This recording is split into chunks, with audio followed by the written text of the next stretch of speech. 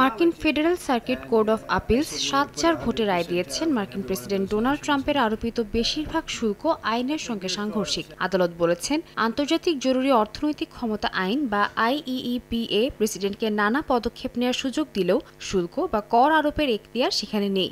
আদালতের রায়ে বলা হয়, শুল্ক আরোপ করা কংগ্রেসের মূল সাংবিধানিক ক্ষমতা এবং কোনো প্রেসিডেন্ট আইন পাশ ছাড়া এই ক্ষমতা প্রয়োগ করতে পারেন না।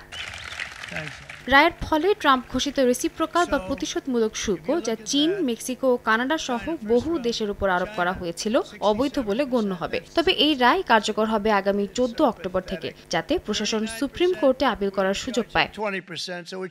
রায়ের প্রতিক্রিয়ায় ট্রাম্প একে অত্যন্ত পক্ষপাতদুষ্ট সিদ্ধান্ত বলে মন্তব্য করেন। তার মতে, এই রায় বহাল থাকলে তা যুক্তরাষ্ট্রকে অর্থনৈতিকভাবে ধ্বংস করে দেবে।